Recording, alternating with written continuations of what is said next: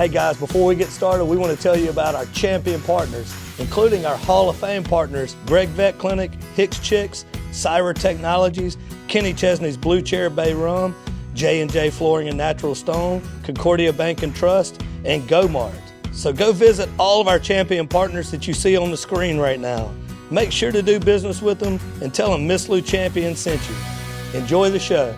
Hey guys, Ronnie Calhoun here with Miss Lou Champion Spotlight. We got a treat for you today. We've got two guests in the studio today, Michaal and Hayden Johnson, and we are going to learn their story together. I just met these guys a few minutes ago. Yeah. These guys are canoeing down the Mississippi River. Yeah. They came into mile 363, started talking to Melissa, and Melissa called me, and here we are. So our viewers will all learn the story together. So that's a lot of fun for us. Sure. How are you guys doing? Doing well, Good. Thanks. I appreciate you coming in. You guys were down the street getting a bite to eat whenever I called you and said, let's do it. Beer. That's right, nothing wrong with that. We could have just done it down there. That'd be fine. Oh, let's talk a little bit about where you guys are from. I see the Chicago hat. Yeah, we live in the Chicago suburbs. I'm just north of Chicago, and my son lives out west with his mom. Okay. But still in the burbs. Okay. Mm-hmm. Yeah. Canoeing down the Mississippi River, what would inspire you to take this trip? Well, I tried to backtrack where I got this idea from, and an old girlfriend of mine contacted me, and she goes, "You got that idea from me. If you remember 10 years ago, I told you my cousin did it in the 70s. And I go, you know what? You're right. You planted that seed. So for at least 5-6 years, I've been planning loosely this trip. And the last 3 or 4 years, I've been putting money out, like buying things slowly, and that's where it came from. And I knew I was going to retire this year, and I had planned to do it solo. And then about a year ago, my son said, "Hey, I want to do the trip with you." And I said, "Well, I got to adjust some things because we had to wait for him to graduate college." And then when he did, he graduated on a Friday, and this is in the Chicago area, and we started our trip on Wednesday. So and during that time, he took off and went that weekend to the Indy 500. Mm-hmm. So we actually, within a week, we were already paddling down the river. Yeah. Wow. What made you want to join in? Well, you mentioned it to me multiple times, and I thought it was interesting, and I wanted to be a part of it.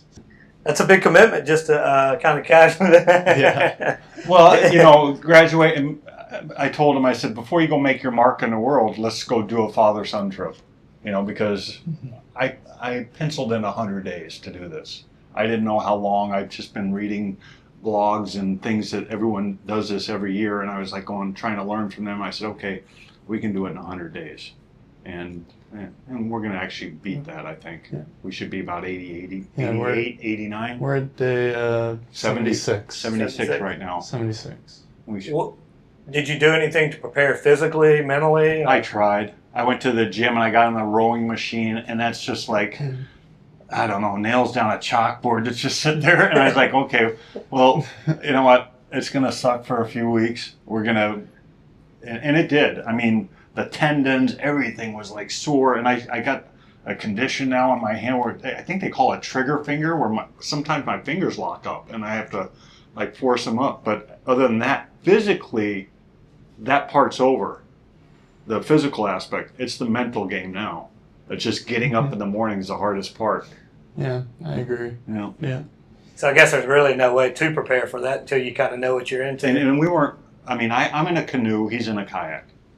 I've never canoed in my life. I've had kayaks, and I'm kind of over-prepare. So I bought an outrigger system for it because I didn't want to, it's wobbly, and then I started reading, and they said this area of Baton Rouge to New Orleans, only do that area if you're a professional paddler. And I'm like, well, I'm not a professional paddler. And I read down in the last line, said, if you started from the headwaters, consider yourself a professional by the time you get down there. So I was like, okay. So we're just going to take it nice and slow and steady through that area because there's a lot of shipping that we got to worry about. So, yeah, the rumor is that I may get it wrong, but the rumor is that years ago the governor of Louisiana built the bridge down there in Baton Rouge to a point to where it was low enough that not all the boats could go through. That way they had to stop there and use their port. Oh, I don't know if that's true or not. Oh, That's what I've always heard. So that's what I was going to say. So when you say what'd you call it, the headwaters. Headwaters. Yeah. Where is that for the That's people in that don't know? Lake Itasca, Minnesota. Okay. So you went, so like literally the beginning. Yeah, and my canoe barely fit. I was about to say it's pretty narrow, right? Yeah, as wide as this table. Wow. You know, and it was dragging on both sides. And it gets worse as the season progresses. We started May 28th. Okay, so there's not a lot of vegetation coming up, but as we're going through these wild rice paddies or areas, you think you're in the Everglades, and there's no signal. I can't believe it's 2025 and there's places that you're just in dead zones, but you could see all the vegetation just wanting to pop up. And there's people that are leaving like now. And I'm like, how are they going to get through there? You have to stand up on your canoe and look out to try to find the path out of that area. So, wow. At least there's no alligators like the no, Everglades. they have a lot of storms up there, though. I think we went no more than every 3 days there was some kind of thunderstorm. That's what I was going to ask you. That's what I was actually going to ask you next about sort of unexpected challenges. Weather's got to be one of them. Weather's the big thing, and I think if you were to ask me, 100% the wind. I wanted to quit a few times, and it was all because of the wind. And the worst day that we had out on the lake, I keep saying lake, river, it was July 11th up in, what was it? It was in Iowa, and there's like a storm that came in. I could barely get off the river because the wind was overpowering me. I couldn't get through it. But we finally got through it, and then tornadoes are in the area. So our tents were like laid over top of us. And I was like, and my canoe sunk. It was tied up, so I could pull it up and bail it out. But I lost about $1,500 worth of equipment. Like I had drone, I had an old iPad, all my earbuds and things, all in watertight containers. No such thing. It was water resistant, maybe, but yeah. So that's the one time I almost quit. And then there's something. There's a group called the River Angels, the people that live on the river, and they allow you to stay at their property or camp on their property. Some of them actually have a little guest house. This guy that lives right there said, "Hey, why don't you come stay here?" And we took a day off, and I just kind of let everything dry out. Took a few deep breaths, regathered ourselves, then we continued on, and I'm glad we did. Were you having to coach him through that? Were you like? He's been very positive. Yeah, I haven't really wanted to quit yet, I'd say. I'm committed to, going through. There's bliss in youth. And I too, in my 20s, he actually turned 24 last week while we were on the river. Yeah. And I told him, I said, when I was your age, I would have just hopped in the canoe and went, like the guy you were telling me the story about, walking across the country. And I was like, that's what I would have done. Now I'm 58 years old. I'm planning things, and I'm like going, okay, I'm looking for outs and this and that. So I'm downloading. I got a dozen different apps on my phone for this trip alone, right? So, yeah. Is it so? The bad weather? I know the bad weather, but what about the heat? I mean, that's got to be pretty brutal too. That is brutal. There's the heat when we left St. Louis. Yeah, that's when it kicked in. We haven't had an actual storm or anything since we left St. Louis, but the heat it's been ratcheted up. Yeah. Here we had about 3 weeks in a row where we had pretty bad storms every day for about an hour in the afternoons, but we haven't had them here in the last couple of weeks. Yeah. Well, so we're figuring we got about 10 days left, and if we just cross our fingers, hopefully no more storms. Yeah, I don't know about coming through Mississippi and Louisiana in August. I maybe didn't plan it out right. But hey, there's always something. There's never the perfect plan. Sometimes you just got to roll with it. And we've been taking notes on things like that I can put out after this is all done, And we did have favorite towns listed on there, and my last favorite town was Guttenberg, Iowa. Really cool little town. And then now it's been pushed back since I've come here. Oh, well, nice. Yeah, and I'm not just saying that. Yeah. It's a really cool town. Yeah. Natchez. And I'm sure I'm butchering it. Natchez, yeah. Natchez. It's the oldest town on the Mississippi River. Yeah. I don't know if they told you that No, yet, but no. I think we're 2 years older than New Orleans. So Oh. it's the oldest establishment on the Mississippi Okay, River. awesome. Yeah. It's a pretty little place, man. People here are great. People here are welcoming. And as you say, y'all have been here for a day and now you're on a podcast. Yeah. So I was going to ask you, this may be the same answer, but I don't know, like the most beautiful stretch that you guys have been through so far. I'm gonna have to say up in Minnesota. I mean, it's a meandering river, and there's The river was just very serpentine, Yeah. and the Bald eagles. you know. like sometimes a dozen in one tree, Wow. and they're just all flying around, and they're snatching fish out of the river. And I saw a deer swim across the river. I just saw the head. I was like, what is that? I'm looking. I go, there's a deer swimming across the river. Yeah. So things like that. It's really, really cool up there. That was up in Minnesota? Yeah. It took us a month to get out of Minnesota. Wow. I mean, a month. Wow. So, but now since then we've gone through Wisconsin, Iowa, Illinois, Kentucky, Tennessee, and just Arkansas a few days ago. So now we're in the last 2 states. There's 10 states that we go through. Now you're rolling because the current. Oh, thank God! It's a game changer, and I feel sorry for and there's people that give up, and I didn't think we were going to make it. Mm-hmm. But after St. Louis, that current almost doubles, and it's a game changer for your mental well-being, because sometimes it was hard to squeeze 25 miles in a day, and now we're doing 50. Yeah, you probably don't have to put much effort now, just kind of chill and ride. And depending on the weather, we do just kind of float. If it's really hot out, Yeah. it will float. There was a 105 degree day right when we got into Kentucky, and we just kind of we had these umbrellas. We kind of stuffed them in our things, so we had some shade. And we just kind of floated almost the whole day. Tried to not exert ourselves so much. So we still got like 35 miles in. Yeah. Yeah, that's a lot of miles in a day. But we'll sit down under the hill here and just watch kind of the river go by. That's one of our hobbies, is to just watch things come up and down the river. But I mean, especially when the river's higher, that thing's moving. I mean, you see all kind of stuff coming down the river. Which, what have you guys seen anything unusual floating down the river or anything? Just a bunch of trees. No bodies or anything? No bodies. No. Everyone that knows that I'm here sends me any article they find about a body in the Mississippi and ask us to check in. But the unique thing was the day of his birthday, we're floating, and I'm like looking over on the bank, and there's a half deflated balloon, and I kind of go over there, and it's the only time I've seen a balloon, mind you, and it says happy birthday. So I kind of take it and I present him this half deflated birthday balloon, and I sing him happy birthday with a sparkler from the 4th of July.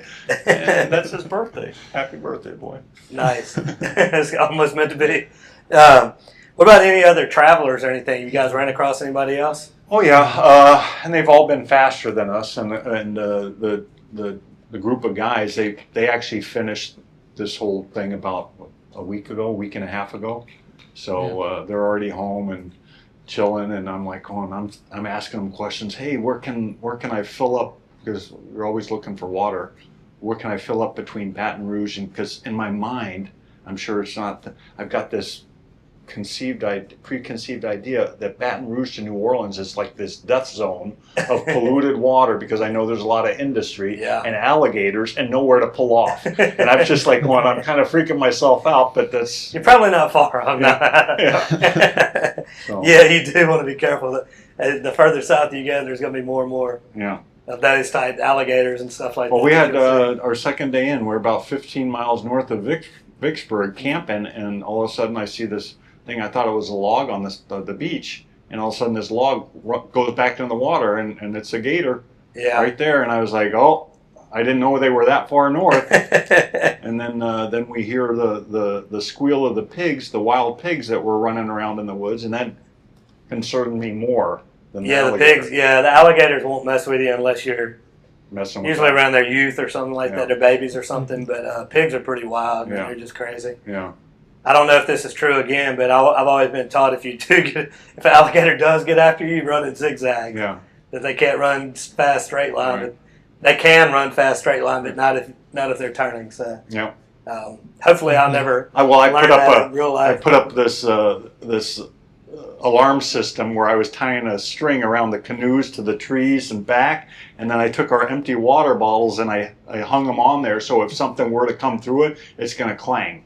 So, but I didn't sleep. The wild pig detector system. I didn't really sleep well that night.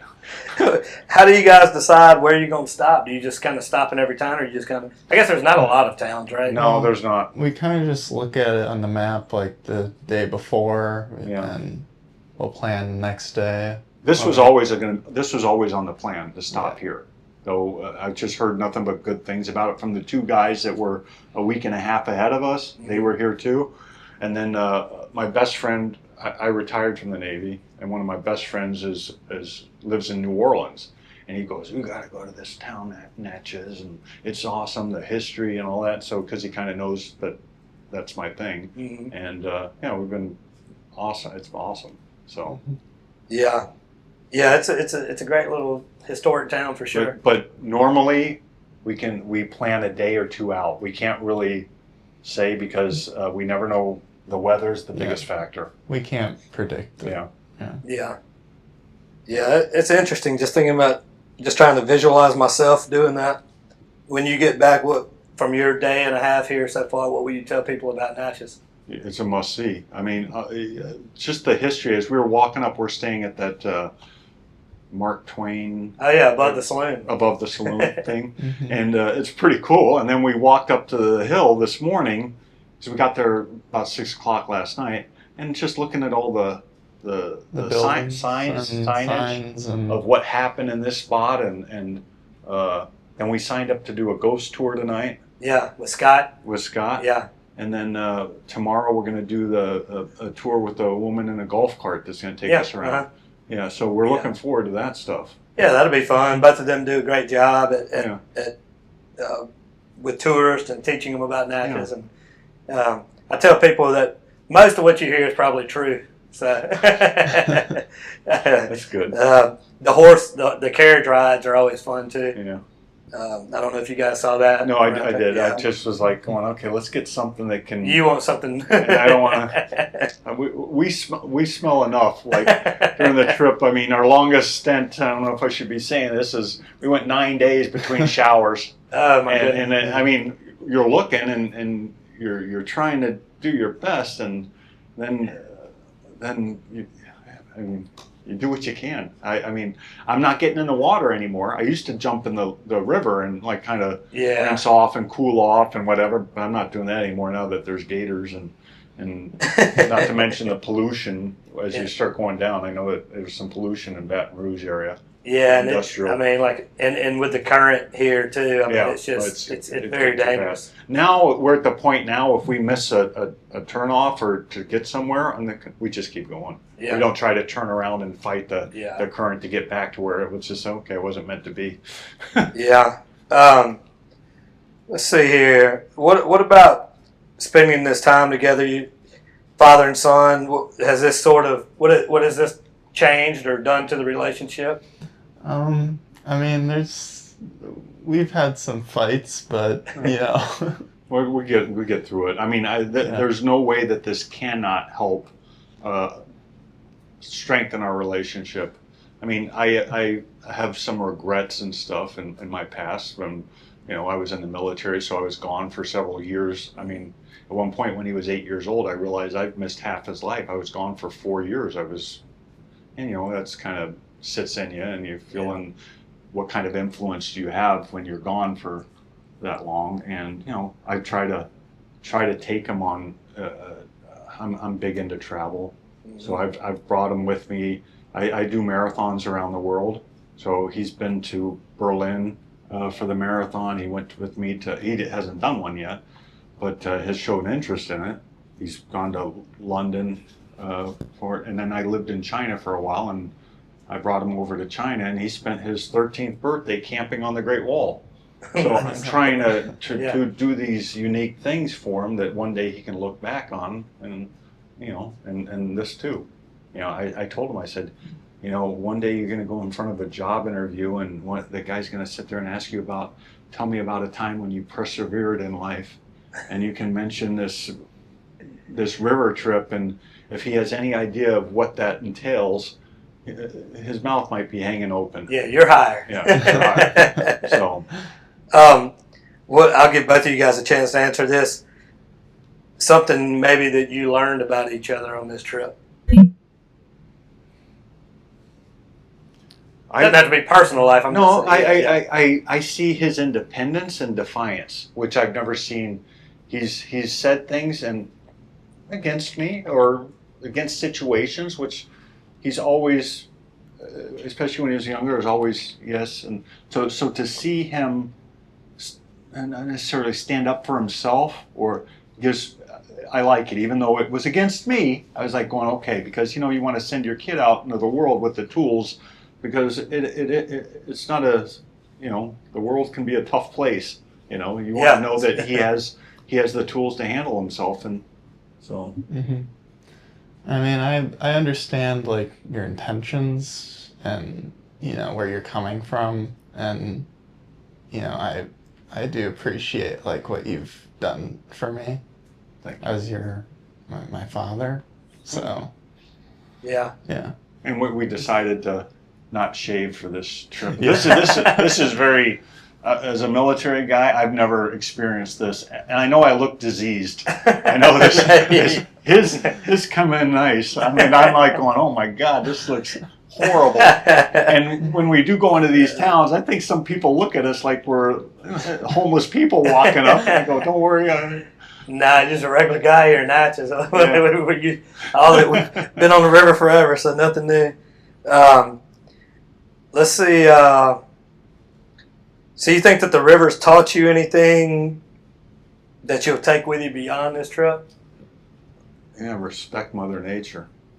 I mean, we've had some close calls with some barges and things like that, and it's just like, and it's almost like that cartoon where you're running in place and you can't go anywhere. When you're trying to paddle faster, it almost seems like you're slowing down, and you're trying to get out of some sort of obstacle, be it a buoy or a barge that's coming, and you're like going, well, the current's got different ideas.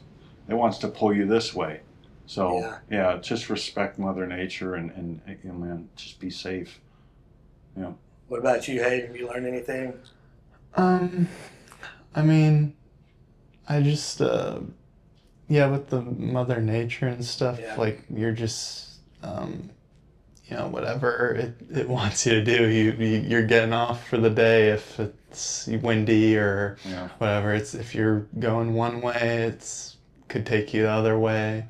It's kind of like life, right? Yeah. Like we have our plans and we think something's going to happen, and then it doesn't.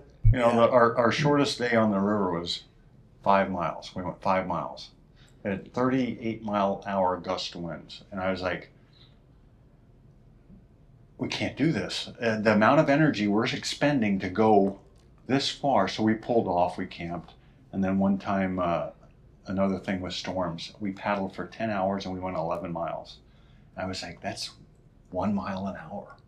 1 mile an hour. Wow. Like, we really would have been better off just staying in the tents, getting a good night's sleep, and hitting it hard the next day. So you got to start thinking like that, and know when to say when is enough and stop. And we've factored in what we call off days. Yeah, like 10 days. 10 days for the whole trip, where we can just say, hey, if the weather is bad or whatever, let's just stay where we're at. So. Yeah. Which one of those have you already mentioned? Like, I guess, what is your closest call or your worst day so far? The storm. The storm with the waves, and then the storm after. We got off the water barely, because the waves were coming over and swamping the boat. I mean, they were coming from all directions. And I couldn't stop. I would have called in the emergency channel on my radio if I could have, but I couldn't let go of because if I would have let go of the canoe or the paddle, I would have been spun around in the wrong direction and would never have been able to turn around. Wow. So we finally got off it, tied everything up, got our tents up, and that's when the rain and the lightning, and it was for an hour and a half. And when it came out and I looked at my canoe and it was sunk, I was like, oh no. So, and then I'm like pulling things out, and these waterproof containers were full of water, and I was like, this isn't good. And of course, but I told him, I try and be positive. If this is the worst of it, we don't have to think about anything else anymore, because we're good. Yeah. Right. And then a barge. We had a close call with a barge a few days ago in Greenville. Mm-hmm. Yeah, Greenville. Where this barge just came out of this side channel, and he was going really fast, and we just barely got out of the way. And I guess you can't really slow those things down. No, once they're rolling. and from what I'm told, the guy that picked us up, one of these river angels, said that he was talked to, because apparently he's not supposed to be coming out of that channel that fast, and we had the right of way, being on the things. But yeah, oh man, that was a scary situation. But hopefully, like I said, knock on wood, that's the worst of it. We just got to be careful and keep your head on a swivel and keep looking. What are you guys eating out there? Are you snacking? You eating, or is it mostly freeze-dried. snacking? Freeze-dried food mainly. We had some canned stuff, but that stuff's too heavy, so we kind of got rid of it. Yeah. But mainly the freeze-dried, the jet boil. Yeah. So I started out, when I packed for this thing, like I was going on a camping trip, and I learned very fast, this is not a camping trip. This is a kayaking trip with some camping in it to get to the next day to continue kayaking. So I have family that lives up near the headwaters, and we were 4 days in, and I said, hey, I called them up, can you meet us in this town and pick this stuff up? I had the Yeti cooler with ice and all that, and I was like, we should have packed as if we were backpacking, minimalist. So like he said, we had the canned food and stuff, and that's heavy. It adds weight. So we just been buying these freeze-dried meals. We had some MREs as well. MREs, my old MREs from the military. I didn't eat them, but he wanted to try them. I had some of those during Hurricane Katrina, believe it or not. Yeah. So are you hungry during the days, or are you just kind of... You're not eating 3 meals a day? No, we snack from the morning. We tried doing breakfast. We just kind of wanted to get out on the water, and we kind of just snack through the day, and then we'll have a meal at the end of the day when we get to the campsite. And it's usually like crackers and, we try not to like the energy bars, but it can't be any chocolate in it, because the melting, everything's melted. And it's like, it's a trial and error thing, doing this whole thing. And I did go out on a limb and buy a can of cheese for the crackers, and I'm like going, it's coming out hot, and I'm like, it still tastes good, but I'm like, well, this can't be good for you. A lot of Ritz crackers. What animal have you seen the most on the river? Animal, probably deer, right? Deer? Well, actually, I don't know, because we saw most of the deer north more. Yeah. I would say bald eagles. Yeah. Well, definitely birds. I mean, but like animal, like four-legged, I would say the deer up north. But bald eagles, I'm keeping my list that I'm gonna show everyone at the end. And we just 2 days ago saw our last bald eagle. We haven't seen anything since, but we went 72 days consecutive bald eagles. Like, I was making note of it every day, going, saw more bald eagles. And then it started tapering off, but we still saw them, and it was our game in the morning when we got out to, when you see a bald eagle, holler out and point, so we can see it. And that stopped. That's amazing that you guys have seen that many bald eagles. 71 I would have never guessed that. 72 days consecutive. Wow. Lastly, before we kind of shift into the closing gears, what's the best? I'm guessing I already know the answer to this. But what's the best part of the day for you, just to be out on the river? On the river? It actually, once you get out on the river, the day kind of goes by pretty quick. Yeah. You know, next thing you know, we on average, plus or minus, start at 7:30 in the morning, right? We're out there plus or minus 10 hours a day straight. We've got the little hospital urinals that we, you know, but for the most part, we never get off the river for the 10 hours unless something. We'll go for a max of 12 hours. We've done 12. Yeah. But the best part is finding the perfect camping spot. If we find that, and that means we like the islands. I think we're right at 38, 39 islands that we've stayed on. Yeah, we like the sandbars, and it's nice and flat, and Yeah. it makes it easy to And we try- set up camp. We try not to. We try to get there towards the end of the day, so we're not, because our tents are almost all screened, but it's that fine mesh screen that doesn't even let wind come through. Oh, I yeah. didn't think of. There's things Yeah. you don't think about. I mean, yes, it's nice. It lets in a lot of light, but it doesn't let the breeze through. It gets that fine of a mesh. So we try not to crawl into the tents until sunset. You know, but then we've been really lucky with the bugs too. Oh yeah, Zero. not really many mosquitoes. Nope. But also no tick We bites haven't or got. anything. I thought the ticks would be a bigger problem, and we had them on us, but we have never had one latch onto us yet. Yeah. We've been able to. But the mosquitoes haven't been that bad. Although the inside of our tent looked like a war zone from where we're. Like, I'm guessing it's all our own blood, right? Yeah. Yeah, I guess when you come down a canoeing down a river, you just have spots that you're like, oh, I'm bleeding. Yeah. Didn't Well, I mean, wonder how that if you look at my tan line here, we have the long sleeve shirt. It goes about right here where my watch is. I got this tan spree, and then I have the fingerless gloves. So you see the tips of my finger are all tan. So I'd like to try to even that out. I was noticing that, but I didn't want to. I thought maybe it was a fashion statement, Or so I didn't. you know, like my beard, a disease. Oh goodness! What advice would you guys give to somebody who's ever thought about doing something like this? Do your research. I mean, if I had, I would never do this again. But if I did, I'd probably invest in a little bit better boat. I wouldn't do the canoe. I'd do something with a skag, a rudder on it, or something like that, so that you can keep. Because you know, you do the canoe, and the boat's always doing this, or the wind really has an effect on it. I do think it's worth it to have two people in a canoe if you're doing that. Yeah, I agree. Because I have to keep a lot of water in the front of my canoe because it's a two-person canoe, and with me just in the back, I need the water to ballast it out. Otherwise, you know, I'm sitting like this. Yeah. So, but just do your less is more kind of thing. You know, don't Pack try. like you're backpacking. Yeah, pack like you're backpacking. Don't pack like you're going on a camping trip. 'Cause- and you know, once you make peace with the fact that you're going to be uncomfortable and without the amenities that you're used to, air conditioning, indoor plumbing, things like that, life gets easier. I'm a living sugar cookie with the amount of sand that I have on me all the time, and I just sleep in it. I just, you know what? I gave up. I'm not trying to do this anymore, and it's for short term, right? We got 10, 11 It's days. all in the mental Yeah. with this. Yeah, and just realize you're going to be uncomfortable for the time you're doing it, and it's a lot better if you try to fight it. Like always, I'll tell you, I have 2 crumbs in my bed at home. I'm changing the sheets, right? I can't stand that feeling.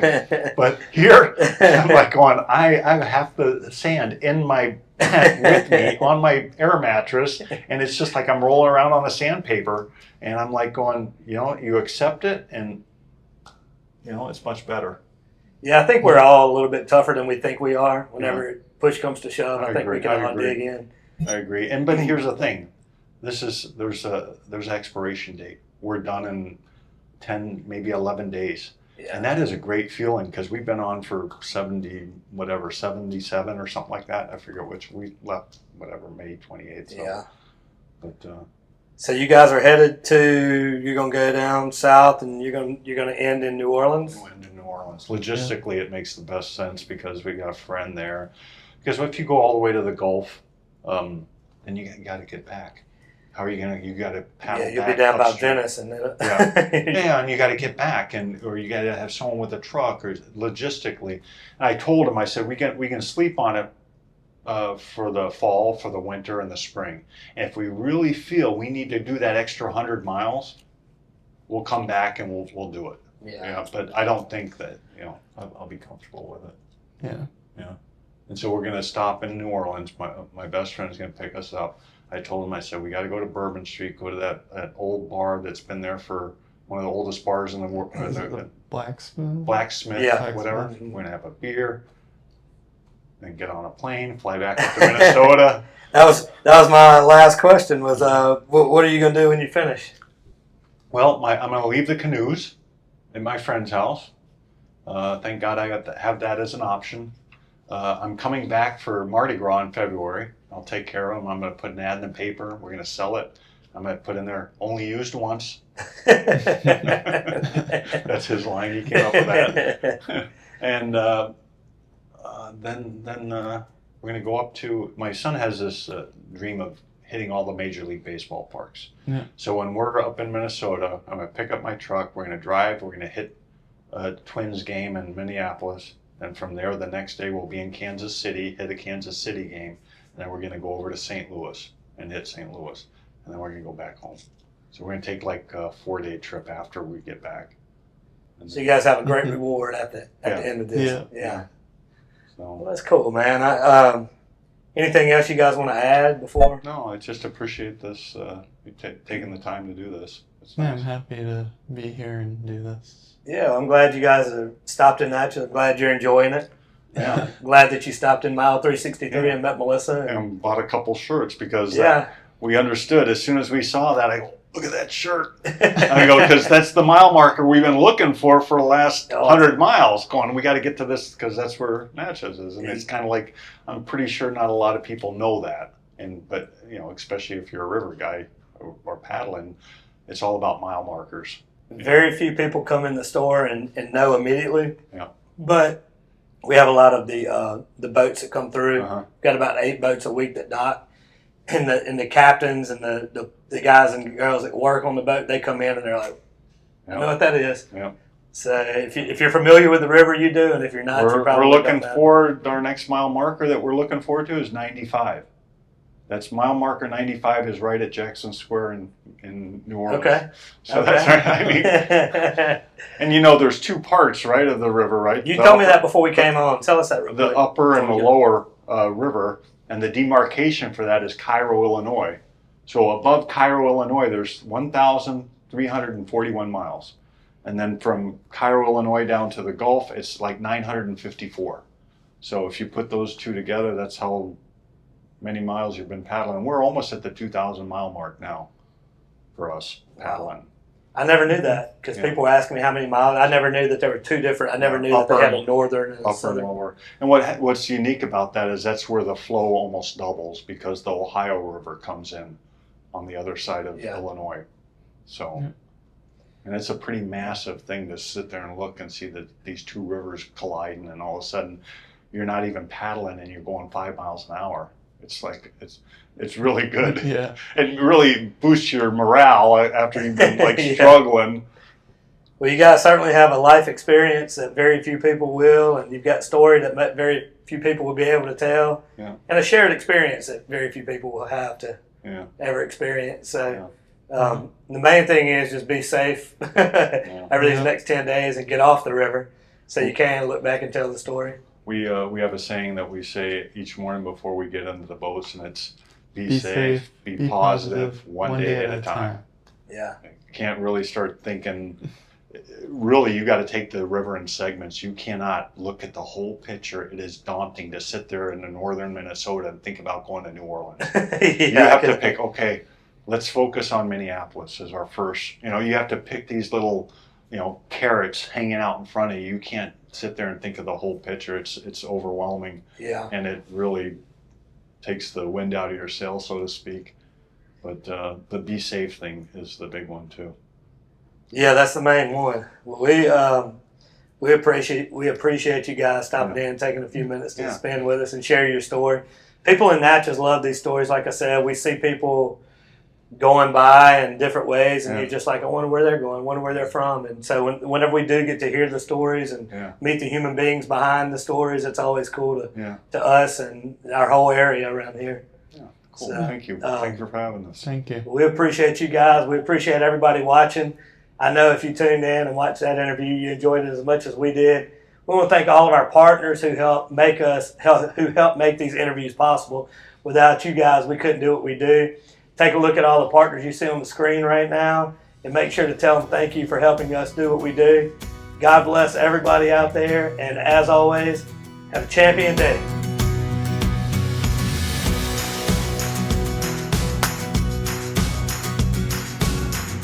Hey guys, Ronnie Calhoun here with Miss Lou Champion Spotlight, and I want to tell you about our awesome partners, Wardo's Po' Boys. Wardo's was created in honor of Alan Ward Granning III, fondly known by family and friends as Wardo. In 2019, the oldest brother of the tribe passed away unexpectedly. His remaining siblings and loved ones wanted to honor his memory in a special way. In 2022, Ward's family decided to combine the need for a sandwich shop in downtown Natchez with a desire to pay tribute to Ward's love of good friends, good times, and great food. Through blood, sweat, tears, and countless hours of hard work, Wardo's was born.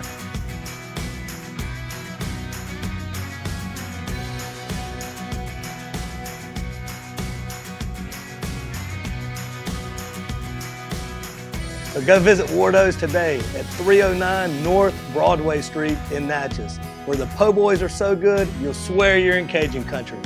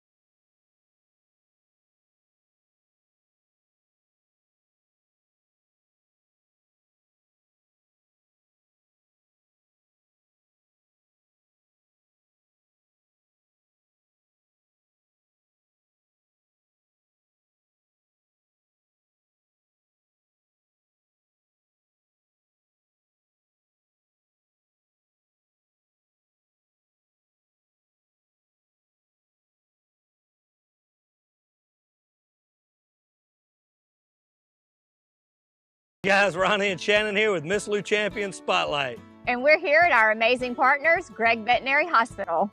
Gregg Veterinary Hospital has been providing comprehensive, reliable, cutting-edge veterinary services to pets in the Miss Lou since 2002.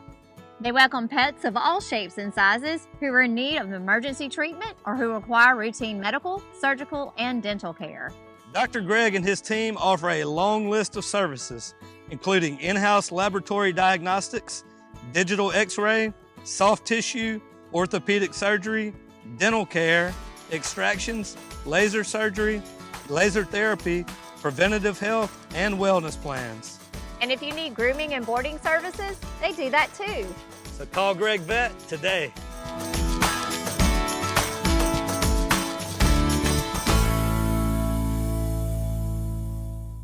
Hi, it's Shannon with Miss Lou Champion Spotlight. If you like what we're doing, be sure to follow, like, share, and even comment on all our content. Also, visit MissLouChampions.com to sign up for our newsletter and to receive other information, as well as the opportunity to receive some awesome prizes. Thank you, Miss Lou, for your continued support, and as always, have a champion day.